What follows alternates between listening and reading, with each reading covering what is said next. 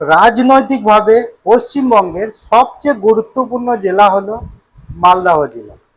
এই মালদহ জেলায় 2021 বিধানসভা নির্বাচনে এখানে তৃণমূল 8টি আসনে জয়লাভ করেছিল, বিজেপি 4টি আসনে জয়লাভ করেছিল। এখানে মোট জনসংখ্যা আগে জানতে হবে। এখানে মোট জনসংখ্যা 52% মুসলিম জনসংখ্যা আর 48% হচ্ছে হিন্দু জনসংখ্যা। এই জনসংখ্যার জনবিন্যাসটা আবার এক অন্যরকম প্যাটার্নে গঠিত।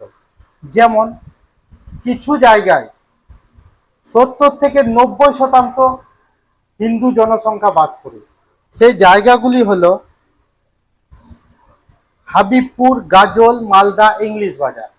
এবং মজার ব্যাপার হলো এই 4টি আসনে গতবারে বিজেপি লিড দিয়েছিল, ভালো রকম লিড দিয়ে জয় ছিনিয়ে নিয়েছিল। এবং সেখানে বিজেপি 4টি আসন 2021 লোকসভাতে জয়লাভ করেছিল। কংগ্রেসের আদি ঘাঁটি হওয়া সত্ত্বেও এখানে কিন্তু কংগ্রেস শূন্য ছিল 2021 সালে। কিন্তু এইবারে পট পরিবর্তন হয়েছে, কংগ্রেস যথেষ্ট শক্তিশালী হয়েছে। প্রত্যেকটা জনমত সমীক্ষা বলছে যে 2026 বিধানসভা নির্বাচনে কংগ্রেস 2 থেকে 4টি আসন অবশ্যই ছিনিয়ে নেবে। 4টি না পারলেও অন্তত 2টি আসন অবশ্যই ছিনিয়ে নেবে। এছাড়াও লোকসভাতে এই মালদা থেকে 1টি আসন ছিনিয়ে নিয়েছে কংগ্রেস, যারা আগে 0 ছিল। এখন যে কেন্দ্রগুলিতে তৃণমূল এগিয়ে আছে সেই কেন্দ্রগুলি হলো হরিশ্চন্দ্রপুর, চাচল, মালতীপুর, মোথাবাড়ি, সুজাপুর। কারণ এইগুলিতে মুসলিম সংখ্যা 52% থেকে 90% মতো। আর যেগুলিতে বিজেপি এগিয়ে সেগুলি হলো গাজল, মালদা, ইংলিশ বাজার। এই 3টেতে বিজেপি এগিয়ে।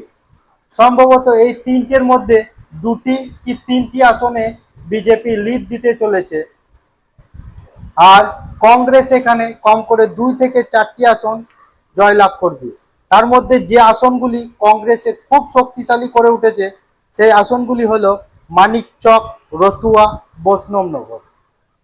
এগুলি শুধুমাত্র কালেক্ট করা তথ্য মাত্র। আমি খুবই পরিশ্রম করে চেষ্টা করেছি সঠিকটা তুলে ধরা এবং নিরপেক্ষ বিশ্লেষণ করা। কি হয় যায় সেটা আপনারা বুঝতে পারবেন 4 মে সেই রেজাল্টের দিনে। আশা করি এখানে বিজেপি কম করে হলেও 2টি, কংগ্রেস কম করে হলেও 2টি, আর তৃণমূল কম করে হলেও 6টি। আর বাকি যে 2টি আসন রয়েছে এই 2টি আসন কার কোন দিকে যাবে, একটা হয়তো বিজেপির দিকে যেতে পারে, না হলে একটা কংগ্রেসের দিকে যেতে পারে, আবার দুটোই বিজেপির দিকে যেতে পারে, না দুটোই কংগ্রেসের দিকে যেতে পারে, বা দুটোই তৃণমূলের দিকে যেতে পারে। তখন যদি হয় সেক্ষেত্রে তৃণমূল হবে 8, কংগ্রেস হবে 2, বিজেপি হবে 2। আবার যদি এই 2টি আসনে 2টি বিজেপির দিকে চলে যায় বা একটি চলে যায় তখন হবে 3, 7, 2। এইভাবে যে কোনো একটা অঙ্ক আমরা ফাইনাল ভাবে দেখতে পাবো 4 মে। ততক্ষণ সুস্থ থাকুন, ভালো থাকুন।